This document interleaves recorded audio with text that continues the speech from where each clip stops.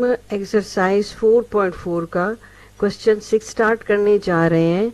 अब इन क्वेश्चंस में आप देखिए, आपसे क्या कहा गया था कि आपने एचसीएफ फाइंड आउट करना है डिवीजन मेथड से, ठीक है। मगर इन क्वेश्चंस में ये कि इन एक्सप्रेशंस को आपने पहले ऑर्डर में लिखना होता है, यानी डिसेंडिंग ऑर्डर। पहले हाईएस्ट पावर आप लिखोगे, मतलब अब जो एक्सप्रेशन में आपको जो दी हुई है वैल्यूज ना, जैसे पहले एक्सप्रेशन में 4 है और 2 है, तो पहले आप 2p4 लिखेंगे, फिर आप 5p² और फिर कांस्टेंट वैल्यू। इस तरह ये सेकेंड एक्सप्रेशन को भी आप पहले ऑर्डर में लिखेंगे। फिर जो अब नेक्स्ट स्टेप आता है, उसमें आपने ये डिसाइड करना है कि हाईएस्ट पावर जो है वो एज अ डिविडेंड के तौर पर काम करेगी, और जिसकी पावर कम है जिस एक्सप्रेशन की, ठीक है, जैसे कि p³ p4 से कम है, तो उसको हम एज अ डिवाइजर यूज करेंगे। ठीक हो गया।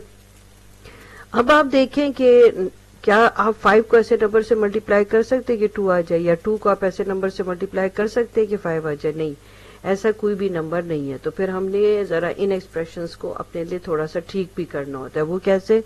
अब ये देखिए, क्योंकि हम नंबर से मल्टीप्लाई कर सकते हैं। अब देखिए यहाँ पर मैं क्या करूंगी, 2 को 5 से मल्टीप्लाई कर दूंगी, ठीक है। 2 को 5 से मल्टीप्लाई कर देने से मेरे पास क्या आ जाएगा, मेरे पास आ जाएगा 10p4 plus 5 times 25p², 5 3 times 15, ठीक है। कोई साइन नहीं है तो प्लस। अब इस 5 को 5p³ को, क्योंकि आपका टारगेट हमेशा ये होना चाहिए कि मैंने फर्स्ट जो टर्म है जैसे 10p4 है इसे कैंसिल करना है, तो फिर आप बाकी भी जो वैल्यूज है वो आराम से निकाल सकते हैं, ठीक है। मगर इन क्वेश्चंस का तरीकेकार यही होता है।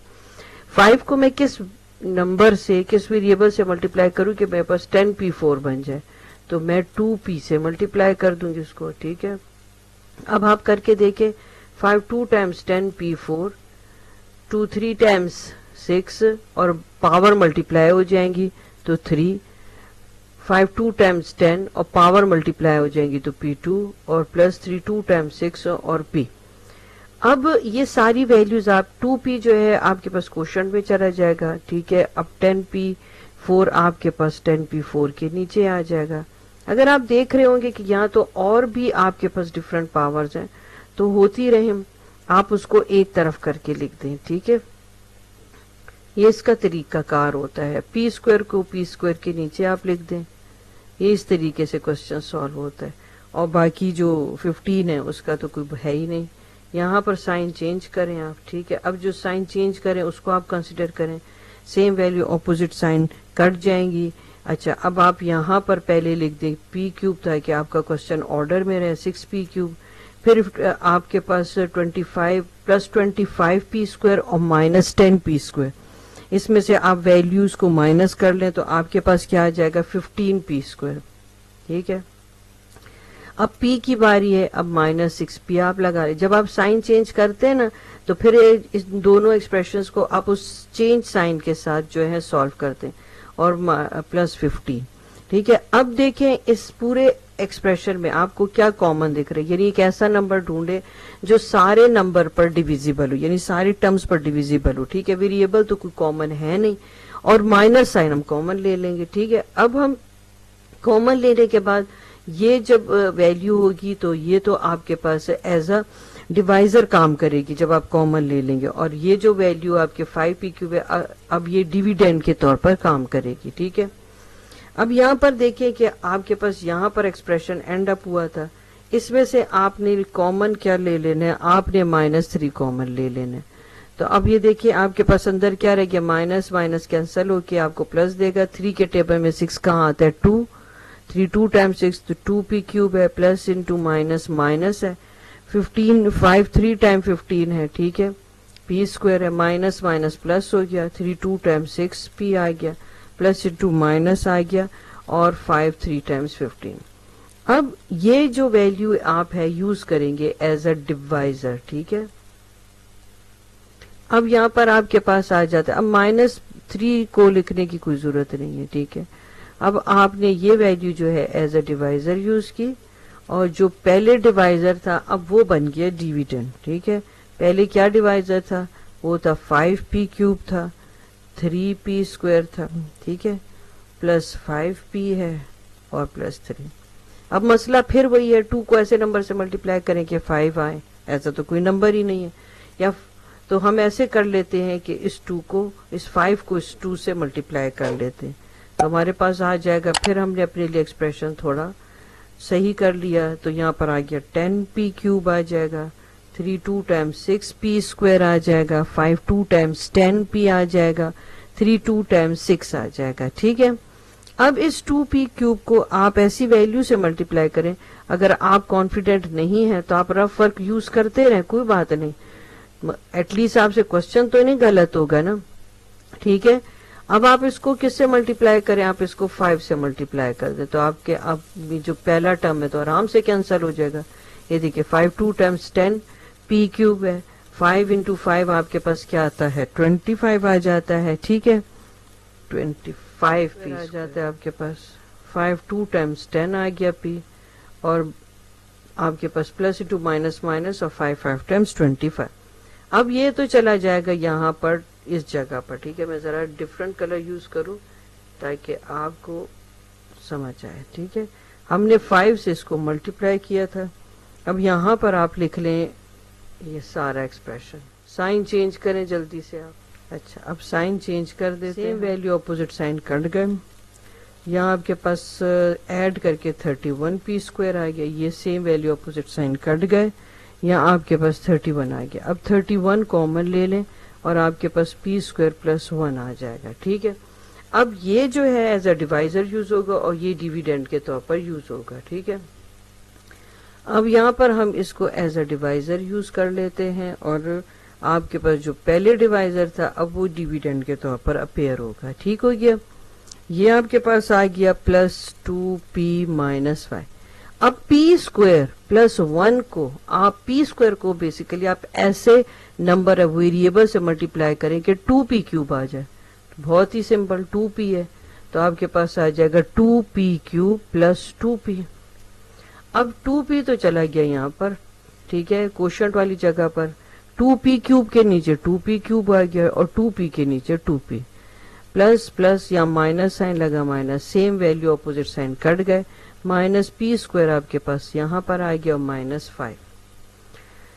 अब p² + 1 को यानी कि बेसिकली p² को आप ऐसे नंबर से मल्टीप्लाई करें कि आपके पास -p² आ जाए, तो वो -5 है, तो प्लस इंटू माइनस -5 आ गया। अब ये -5 तो चला गया क्वोशिएंट वाली जगह पर, ये आ गया -p² और -5p² और -5, same value opposite sign cut गए। आपके पास HCF में आंसर क्या आ गया, आपके पास आ गया p² + 1। यहाँ पर आपका इसका सोल्यूशन एंड अप हो गया। अब हम एक्सरसाइज 4.4 का हम क्वेश्चन 7 स्टार्ट कर रहे हैं। ठीक है, अब आप देख रहे होंगे कि ये तो एक 2 डिफरेंट पॉलिनोमियल हैं और कुछ आपको वैल्यू जरा बड़ी सी दिखती होगी। ठीक है, अब इसके साथ आपने पहले तो ये चीज नोटिस करनी है कि दोनों में हमारे पास जो हाईएस्ट पावर है वेरिएबल की वो 4 है। ठीक है, मगर उसके साथ आपने ये भी डिसाइड करना है कि किस वैल्यू को मैंने अंदर लिखना है और किसको एज अ डिवाइजर यूज करना है। ठीक है, अब देखते हैं कि हम इसमें से किसको किस तरह से किसको अंदर और किसको हम एज अ डिवाइजर के तौर पर यूज करते हैं। ठीक है, मैं आपको एक तरीका इसमें बताऊं, जरा आपके लिए जरा कैलकुलेशन भी आसान हो जाएगी, मतलब इसमें हम पॉसिबिलिटी होती है ये करने की, इसमें पॉसिबिलिटी होती है ऐसा करने की। ठीक है, आप देखें ये जो आपके पास एक्सप्रेशन है पॉलिनोमियल, इसमें कोई एक ऐसा नंबर देखो जो सारों पर डिविजिबल हो, यानी कि सिंपली वो एक ही टेबल पर जाता हो। तो अब अगर नोटिस करें ये नंबर आपको क्या बता रहे हैं, ये तो सब 3 के टेबल पर जाते हैं, तो हम ऐसे कर लेते हैं कि हम 3 कॉमन ले लेते हैं। मगर हमें दिख रहा है कि यहाँ पर x भी सारी के सारी 4 की 4 टर्म्स में x है, तो अब किस x को भाई हम कॉमन ले लेंगे, हम उस x को कॉमन ले लेंगे जिस x की पावर सबसे कम है। ठीक है, 1 है जिसकी पावर। अब हमने ब्रैकेट बना लेनी है। ठीक है, 3 के टेबल में 18 कहाँ आता है, 6 टाइम, यानी या तो दूसरे लफ्जों में मैं कहूँ जो कॉमन ले रही हूँ मैं 18 / 3 कर रही हूँ। ऐसी भी आप सोच सकते हैं, मतलब ऐसी भी आप पढ़ सकते हैं और ऐसी भी देख सकते हैं कि 3 के टेबल में 18 कहाँ आ रहा है, वो 6 टाइम 18 आ रहा है। 4 में से एक x कट गया, आपके पास x3 आ गया, ठीक है। 3 2 टाइम्स 6 आ गया, एक x कट गया, आपके पास x स्क्वायर आ गया। फिर माइनस 3 1 टाइम 3 टाइम 9, एक x कट गया तो आपके पास खाली 13x आ गया। माइनस 3 के टेबल में 18 का है, 3 6 टाइम 18 और x के साथ कट गया, ठीक है। अब यहाँ पर भी इस एक्सप्रेशन को थोड़ा सा अपने लिए इजी कर लेते हैं हम, ठीक है। अब एक ऐसा नंबर देख ले जो इन सब टर्म्स पर डिविजिबल हो, इन सब नंबर्स पर डिविजिबल हो। तो अब देखिए, ये देखिए सारे इवन नंबर है, तो सबसे अच्छा हमें लग रहा है 2 हम ले लेते हैं, ठीक है। अब 2 के टेबल में 24 कहाँ पर आता है, मगर उससे पहले आप ये देखिए कि इसमें आपको x भी कॉमन दिख रहा है, तो आप एक x भी कॉमन ले लो, ठीक है। अब 2 के टेबल में 24 का है, जब मैं कहती हूँ कॉमन लिए तो आप जहन में ये रखें कि आप उस कॉमन ली हुई वैल्यू को आप उस पर डिवाइड कर रहे हैं। तो ये देखिए 12 और कट गया तो x3। अब ये चीज मैं बार बार नहीं इस तरह से बताऊंगी, आप डायरेक्ट इसको समझ लें कि ये उस पर डिवाइड हो रहा है, ठीक है ना। अब यहाँ पर आपके पास क्या आ गया 12 और x3 आपके पास आ गया, माइनस साइन आ गया, 2 2 से कट गया, एक x से कट गया 3 में, और ये एक x3 में से एक x कट गया, 2 भी कट गया, तो पीछे आपके पास रह गया x2। माइनस 2 के टेबल में 60 कहाँ है, 2 3 टाइम्स 6 और एक 0 थी, 30 टाइम्स हो गया आपके पास, x एक कट गया तो एक x रह गया। फिर माइनस साइन 2 के टेबल में अब 32 देखो कहाँ पर आता है, 2 16 टाइम, ठीक हो गया, x से कट गया। अगर मैंने आपको कहा अगर आपको समझ नहीं आ रही ना तो आप इस तरह कर सकते, जो कॉमनली वाली चीज होती है आप उसको उन टर्म्स पर डिवाइड कर रहे होते हैं, ठीक है ना। देखिए 2 16 टाइम 32 और x से कट गया, तो इस तरह 16 आई। अब देखिए किसको मैं अंदर रखूं किसको बाहर रखूं, तो आपको क्लियर कट दिखता होगा कि देखिए यहाँ भी x क्यूब है, यहाँ भी x क्यूब है, मगर 12 जो है इस 6 से बड़ा है, तो इसलिए मैंने 12 वाला जो एक्सप्रेशन है जो 12 से स्टार्ट होता है उससे मैंने एज अ डिविडेंड लिया और यहाँ पर 6 को एज अ डिवाइजर ले लिया। अब आप ऐसे करें 6x क्यूब को कुछ एक ऐसे नंबर से मल्टीप्लाई कर दें कि आपके पास 12 आ जाए। अब आप आ जाए रफ वर्क में, ठीक है। रफ वर्क आपके लिए बड़ा इंपॉर्टेंट होता है, इससे आपसे क्वेश्चन में गलती की गुंजाइश कम हो जाती है। 2 6 टाइम 12 और x क्यूब, ठीक है। 2 2 टाइम 4 और x2, ठीक हो गया।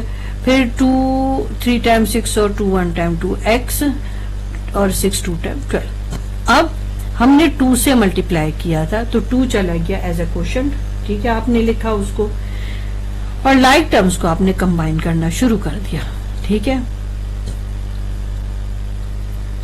एक्स स्क्वायर के नीचे एक्स स्क्वायर वाली वैल्यू लिखो, एक्स के नीचे एक्स वाली वैल्यू लिखो, क्यूब के नीचे क्यूब वाली वैल्यू लिखो आप, ठीक है। साइन चेंज कर दे, इसके साथ कोई साइन नहीं है तो प्लस है। अब ये जो आपके पास नीचे वाला एक्सप्रेशन है उसको देख के साइन चेंज करोगे, ये माइनस है तो प्लस आ जाएगा, ये माइनस है तो प्लस आ जाएगा, ये माइनस है तो प्लस आ जाएगा, ठीक है।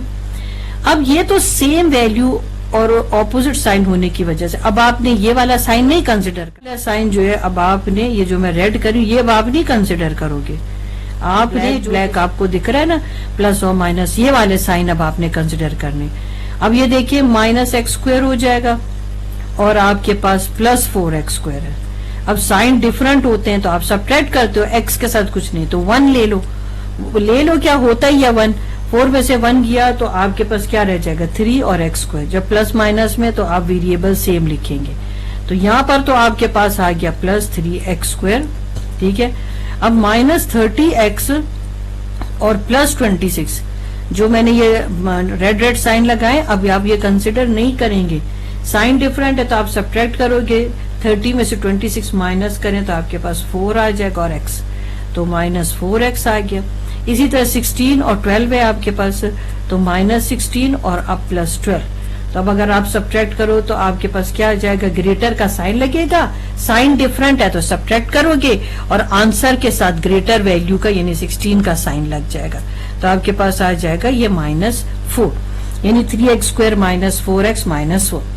अब हम क्या करने वाले हैं कि अब हम इसको एज अ नेक्स्ट स्टेप में हम इसको जो है एज अ डिवाइजर यूज करेंगे, ठीक है। और अब ये जो है नेक्स्ट स्टेप में आपके पास जो है नेक्स्ट स्टेप में ये बन जाएगा आपके पास नेक्स्ट स्टेप में। तो अब हम नेक्स्ट स्टेप में भी इसको जो है सॉल्व करते हैं। अब यहां पर जैसे कि मैंने आपको कहा था कि अब आपके पास ये एज अ डिवाइजर आ गया 3x2 माइनस 4x माइनस 4, ठीक हो गया। और यहां पर अब आप लिख लेंगे 6x³ minus 2x square minus 13x और माइनस 6। अब 3x स्क्वेयर और माइनस 4x माइनस 4 को सिंपल सी बात है, आप 3x स्क्वायर को किससे मल्टीप्लाई करें कि 6x³ आ जाए, क्योंकि आपका टारगेट हमेशा फर्स्ट टर्म होता है, ठीक है ना। तो हम ऐसे कर लेते, 2x से मल्टीप्लाई करते थे, 2 3 टाइम्स 6 हो जाएगा और मल्टीप्लिकेशन में पावर ऐड होती है तो क्यूब आ गया। अब या 2 के x के साथ अगर तो कोई साइन नहीं है तो फिर वो प्लस होगा, तो plus into minus minus 4 2 time 8 और x स्क्वायर मल्टीप्लिकेशन में फिर बार बार बोल रही हूँ कि जो पावर है वो ऐड हो जाती है। अब plus into minus minus 4 2 time 8 और x, ठीक है। अब ये 2x तो चला गया एज अ कोशंट, ठीक है। ये आ जाएगा आपके पास 6x³, ये आ जाएगा माइनस 8x स्क्वायर, ये आ जाएगा माइनस 8x। इसके साथ कोई साइन नहीं है तो वो प्लस है, यहाँ माइनस लगाए, ये प्लस लगाए, ये प्लस लगाए, ये same value opposite sign cut जाती हैं। अब मैं आपको फिर बता दूं, आपको मुश्किल न लगे कि जो साइन मैं रेड कर रही हूं वो आप अब कंसिडर नहीं करेंगे, ठीक है। आप वो साइन कंसिडर करेंगे जो आपने अभी चेंज साइन जो है यूज किए हैं, ठीक है। अब देखिए माइनस 2x स्क्वायर, ठीक है, मैं यहाँ लिख ही देती हूँ आपको, माइनस 2x स्क्वायर है ताकि आप कोई चीज अच्छे से समझ आ जाए, और 8x स्क्वायर, दोनों साइन डिफरेंट है। तो जब साइन डिफरेंट होते हैं आप नंबर सब्ट्रैक्ट कर लेते हैं, मगर आंसर के साथ आप क्या करते हैं, आप ग्रेटर वैल्यू का साइन लगाते हैं। तो 8 में से 2 चला जाएगा तो 6 आ जाएगा और साथ में x स्क्वायर। यहाँ पर आपके पास आ गया प्लस 6x स्क्वायर, ठीक है ना। अब आप देख लें यहाँ पर आपको, अब आपके पास है माइनस 13x, ठीक है। और आपने अब ये चेंज जो मैंने साइन लगाया है वो यूज करना है, साइन डिफरेंट है तो आप वही सब्ट्रैक्ट कर लें। 13 में से 8 चला जाएगा तो आपके पास क्या आ जाएगा, कैलकुलेट करके देख लें, ये आपके पास 5 आ जाएगा और x यू वहीं आ जाएगा। ग्रेटर वैल्यू का साइन लगा, माइनस 5x और माइनस 6 ऐसे कि 6x स्क्वायर आ जाए तो आप सिर्फ और सिर्फ 2 से मल्टीप्लाई करेंगे, ठीक है। 2 3 टाइम 6x स्क्वायर, 4 2 टाइम 8 आ जाएगा आपके पास, फिर 4 2 टाइम 8 आ जाएगा। ये 2 तो चला जाएगा यहाँ पर आपके पास कोशंट की फॉर्म में, ठीक है। यहाँ पर अब आपके पास ये सब आप लिखोगे 6x स्क्वायर माइनस 8x और माइनस 8। साइन चेंज करना शुरू कर दें आप, ठीक है।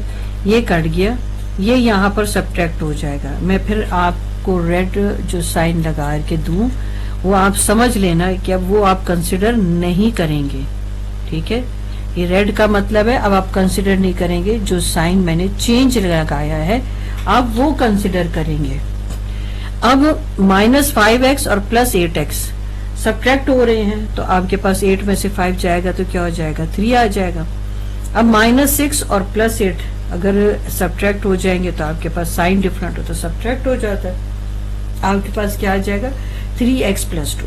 अब ये 3x plus 2 as a divisor use होगा अगले स्टेप में, नेक्स्ट स्टेप में। तो यहाँ पर मैं लिख देती हूँ एज अ डिवाइजर। अब ये जो है अब डिविडेंड के तौर पर यूज हो जाएगा, 3x2 माइनस 4x और माइनस 4। अब मुझे आप बताएं 3x को आप किससे मल्टीप्लाई कर लेंगे कि आपके पास 3x स्क्वायर आ जाए। सोचें जरा आप इसके बारे में। 3x को आप किससे मल्टीप्लाई कर लेंगे, इसको हम x से मल्टीप्लाई करेंगे।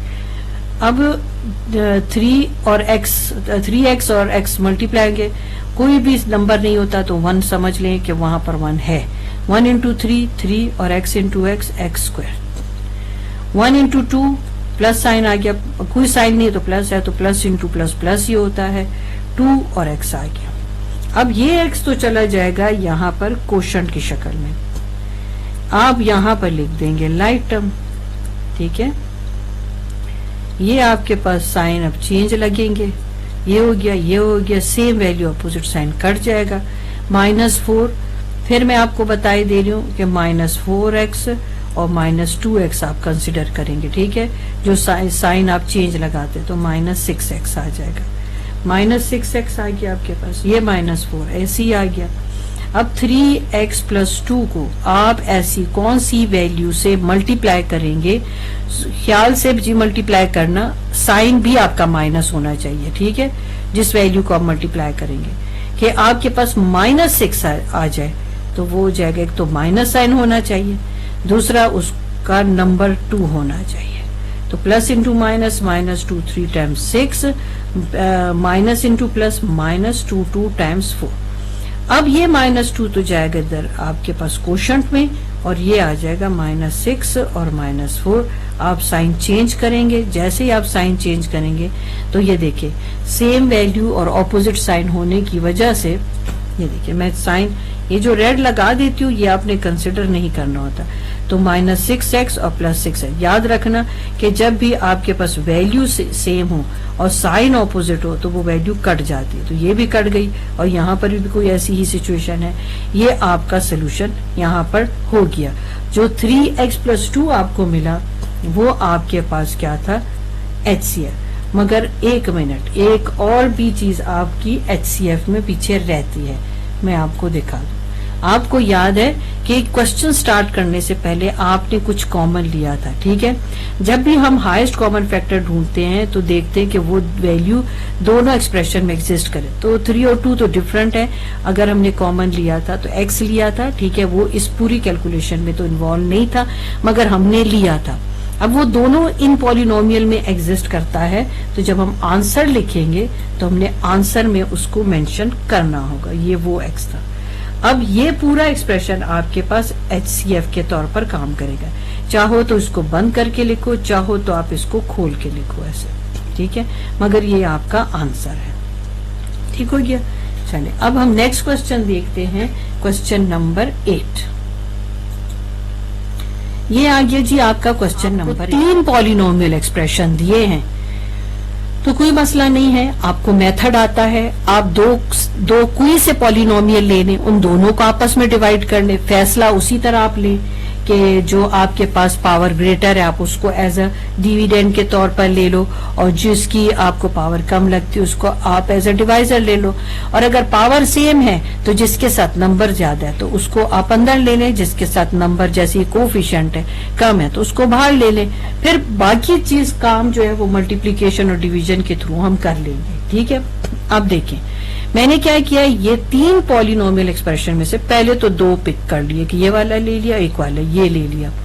अब देखा दोनों में जो आपके पास हाईएस्ट पावर थी वो तो क्यूब थी, मगर फिर मैंने कहा अब सोचें भाई कौन सी वैल्यू आपकी एज अ डिविडेंड के तौर पर यूज हो। फिर चलो क्यूब तो दोनों में है, मगर नंबर कौन सा बड़ा है, 3 है, तो हमने उसको जो है अंदर लिख लिया। अब हम इसको इक्वल करते हैं। देखें 3 को आप किस नंबर से मल्टीप्लाई करें, 2 से, और 2 को आप 3 से कर लें, ठीक है। तो आपका जो है काफी हद तक जो है क्वेश्चन थोड़ा इजी हो जाएगा। 2 3 टाइम्स 6x³ है, फिर आपके पास आ जाता है 18x², 2 2 टाइम 4x आ जाता है, 6 2 टाइम 12। मैं तो आपको मल्टीप्लाई करके सिखा रही हूँ ना, बाज दफा जो है आप इसको, ये तो डिपेंड करते हैं आपने आपकी अप्रोच क्या है। अब इसको हम मल्टीप्लीकेशन से भी इस तरह इक्वल कर लेते हैं, डिवीजन से भी कर सकते हैं। अब 2 को मैं ऐसे नंबर से मल्टीप्लाई करूं जो मेरा डिवाइजर है, ठीक है। इस डिवाइजर को मैं ऐसे नंबर से मल्टीप्लाई करूं कि मेरे पास 6x³ आ जाए। मैंने पहला जो टर्म है पूरे पॉलिनोमियल एक्सप्रेशन का, पहला टर्म जो है उसको टारगेट करना है, ठीक है। तो इसका मतलब है वो है 3, इजी सी बात है। इसको पूरे को 2 से मल्टीप्लाई कर दिया तो इसको 3 से मल्टीप्लाई कर दिया। 6 3 टाइम आपके पास क्या आ जाता है, 18 आ जाता है आपके पास, प्लस 3x आ गया, और 3 3 टाइम 9। अब ये चला जाएगा यहाँ क्वोशंट की वाली जगह पर यहाँ पर आ जाएगा 6x3, फिर प्लस 18x², ठीक है, फिर प्लस 3x। और है बहुत इजी क्वेश्चन है, एक बार आप प्रैक्टिस कर लें, आपका माइंड इसमें बन जाए तो आप बड़े आसानी से कर सकते हैं। अब जो लोअर वैल्यू उसको देख के आपने साइन चेंज करना है। मैं आपकी आसानी के लिए इसको रेड कर देती हूँ कि इसको भैया आपने कंसिडर अब नहीं करना। हाँ, इसको देख के आपने नीचे साइन तो लगा देना है यहाँ पर कि अगर ये प्लस है तो माइनस होगा और माइनस है तो प्लस हो जाएगा, इस तरह से। मगर इसको आगे आपने कंसिडर अब नहीं करना, ठीक है। ये तो देखो same value opposite sign cut गए। अच्छा देखो ये भी कट गया, ये भी कट गया। अब 4 और 3 जो है ये ऐड होके क्या देते हैं, -7x। अच्छा ये तो ये भी ऐड हो जाता है, 9 और 12 ऐड होके आपको 21 देते हैं। इसमें अब देखिए क्या चीज आपको कॉमन दिख रही है। मुझे तो माइनस साइन भी कॉमन दिख रहा है, 7 भी दोनों टेबल पर डिविजिबल है। माइनस इंटू माइनस प्लस, 7 से कट गया तो पीछे रह गया x। Minus into minus plus, 7 के टेबल में 21 अब कहाँ है, 3 टाइम।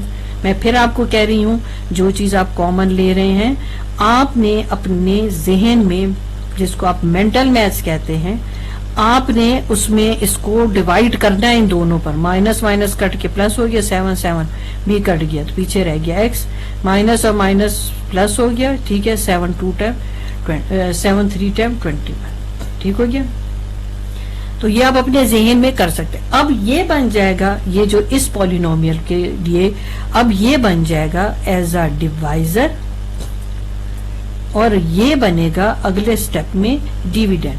अब देखते हैं हम अगले स्टेप में इसको प्रोसीड करते हैं। ये देखिए अब थर्ड पॉलिनोमियल भी आ गया आपके सामने एज अ डिविडेंड और ये डिवाइजर। ये में इसका इसी क्वेश्चन 8 का रिमेनिंग पार्ट है। x को कुछ एक ऐसी वैल्यू से मल्टीप्लाई कर दे, वो नंबर भी होना चाहिए और एक वेरिएबल भी होना चाहिए, ठीक है, कि आपको मिल जाए 2x3। पहला टर्म आपने देखना है, अच्छा देखो 2x² से मल्टीप्लाई करें इसको। 2 यहाँ पर अगर कुछ नहीं तो 1, तो यहाँ पर कुछ नहीं तो प्लस, 2 के साथ भी कुछ नहीं। मैं फिर आपके लिए और भी क्लियर लिख दूं, देखो x के साथ कुछ नहीं है तो 1, ठीक है। मैं इस 2 को मल्टीप्लाई कर रही हूँ तो उसके साथ कुछ नहीं है तो प्लस और x2, ठीक है, ताकि आपको एक एक बात समझ आए। Plus into plus plus, 2 into 1 2 है, x और x मल्टीप्लाई होंगे तो x3, plus into plus plus, 2 3 times 6 और x², ठीक हो गया। अब ये 2x² तो कोशंट में चला गया, ठीक है। यहां पर आपके पास आ गया 2। ये देखिए ये हर एक चीज लिखी जाती है, देखिए 2 है, यहाँ पर आपके पास आ गया प्लस 6x²। मुझे तो बड़ा इजी लग रहा है। ये देखिए तो जल्दी जल्दी कटने वाली स्टेज पर आ गया। Same value opposite sign cut गया, same value opposite sign cut गया। ये देखिए x + 3 आपके पास आ गया। अब इस x को, ये तो बहुत ही इजी अब आपके लिए देखे होंगे, x + 3 को किससे मल्टीप्लाई करें कि x + 3 आ जाए, सिंपल सी बात है, 1 से मल्टीप्लाई करें। अगर ये भी आपको मुश्किल है तो ये देखिए मैं यहाँ मल्टीप्लाई भी करके दे रही हूँ आपको। 1 इंटू x, 1 के साथ कोई भी वैल्यू मल्टीप्लाई होती है वो वैल्यू हुई आ जाती है। अगर x के साथ है तो x है, अगर नंबर के साथ है तो नंबर। 1 टॉप पे लिख दिया यानी क्वोशंट वाली जगह पर, और यहाँ पर आपने इसको करके कैंसिल कर दिया। अब आपके पास हाईएस्ट कॉमन फैक्टर क्या आ गया, x + 3, और यही आपका आंसर है, ठीक हो। हम एक्सरसाइज 4.4 का क्वेश्चन 9 स्टार्ट कर रहे हैं, जिसमें आपने क्या करना है, एलसीएम फाइंड आउट करना है, ठीक है। अब देखते हैं अब हम एलसीएम किस तरह से फाइंड आउट करते हैं। आपके पास 9a² b - b है। अब आपने जो है तकरीबन जो है फैक्टराइजेशन की टाइप्स देख ली हैं। आपको लगता है कि इस पे कोई फॉर्मूला एप्लीकेबल है। देखें ना तो ये b परफेक्ट स्क्वायर है, ना ये पूरा एक्सप्रेशन परफेक्ट स्क्वायर है। हाँ 9 और a² परफेक्ट स्क्वायर है, मगर ये b जो है ना यहाँ पर ना यहाँ पर परफेक्ट स्क्वायर नहीं है। तो अगर ये परफेक्ट स्क्वायर नहीं है और दरमियान में माइनस साइन है और 2 टर्म है, तो फिर हम क्या कर सकते हैं, तो हम फैक्टराइजेशन की फर्स्ट टाइप जो है वो यूज़ करेंगे, जिसमें आप लेते हैं कॉमन। अब देखिए b दोनों आपके पास टर्म एग्जिस्ट करते हैं, तो चलो हम b कॉमन ले लेते हैं, शायद हमें कोई आइडेंटिटी मिल जाए या कोई फॉर्मूला मिल जाए। अब देखिए हमने b भी यहाँ पर कट गया, 9a² आ गया, यहाँ b कट गया और हमारे पास 1 आ गया। आपको पता है अगर एक तरफ कोई परफेक्ट स्क्वायर या क्यूब हो तो वो जो 1 होता है वो भी आपके पास स्क्वायर ही हो जाता है, ठीक हो गया। अब अगर आप नोटिस करें तो ये आपके पास ये वाली जो फॉर्मूला है वो बन जाता है, ठीक है। आप एम्प्टी ब्रैकेट बनाएं और अब अपना काम करें। यहाँ पर अंदर ए आ जाता है, यहाँ पर अंदर बी आ जाता है। अब जो ब्रैकेट के अंदर की वैल्यू एक दफ़ा माइनस में और एक मरतबा आप प्लस में लिखेंगे, ठीक है। अब यहाँ पर मैं उसी तरह आपके लिए एम्प्टी ब्रैकेट्स बना के दूंगी। मैंने आपको पहले भी कहा था इस तरह से करने से आपके से जो है क्वेश्चन गलत नहीं होता। अब देखिए यहाँ पर मैंने होल स्क्वायर पहले बनाया, ब्रैकेट के अंदर ऐसा क्या लिखूँ कि अगर मैं उसको रिवर्स में रीड करूँ तो 9 आ जाए। आपको पता है ना कि इस होल स्क्वायर का मतलब क्या है। इसका मतलब है जो अंदर वैल्यू है वो 2 टाइम्स मल्टीप्लाई हो रही है। तो 3 इंटू 3 9 और a इंटू ए स्क्वायर, ठीक है। देखिए रिवर्स में यही कुछ आ गया, यहाँ 1 आ गया। अब मैंने आपको क्या कहा था, यहाँ पर ब्रैकेट के अंदर की जो भी वैल्यू है वो एक मरतबा आप माइनस में लिखेंगे और एक मरतबा आप प्लस में लिखेंगे, ठीक है। तो यहाँ पर भी हम यही कुछ करने जा रहे हैं। ये देखें, एक मरतबा हम आप माइनस में लिखा और एक मरतबा प्लस में। इससे फ़र्क नहीं पड़ता कि आप प्लस का पहले लिखिए या माइनस का पहले लिखिए, कोई फ़र्क नहीं पड़ता। इसमें देखिए क्या ये परफेक्ट स्क्वायर है फर्स्ट टर्म, नहीं। क्या सेकंड टर्म परफेक्ट स्क्वायर है, नहीं। ये भी परफेक्ट स्क्वायर नहीं।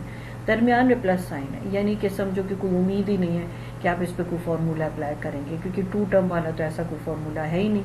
तो अब देखिए हम फिर ऐसा देखते हैं, फिर हमारे पास जबरा का जो फर्स्ट टाइप है वही रह जाता है कि जिसमें आपको कॉमन लेना होता है। तो देखिए नंबर क्या कॉमन है, हमारे पास 2 कॉमन है जो दोनों पर डिविजिबल है। देखिए आपको ए भी दिख रहा है, वो भी कॉमन है, तो जिस की ए की पावर सबसे कम है वो कॉमन में ले लेते हैं अगर दोनों में ए एग्जिस्ट कर रहा हो।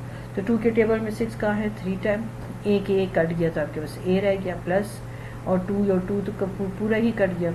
जब भी आप चीज़ को कॉमन ले रहे थे तो आप अपने माइंड में ये रखें कि आप उसको उस पर जो कॉमन ली हुई वैल्यू आप उस पर डिवाइड कर रहे हैं, ठीक है ना, ताकि आपको यहाँ पर कोई कन्फ्यूजन ना हो। ये देखें 2 3 टाइम्स 6 और एक ए कट गया तो पीछे एक ए रह गया, 2 और 2 ए कट गया तो यहाँ आपके पास रह गया 3a + 1, ठीक हो गया।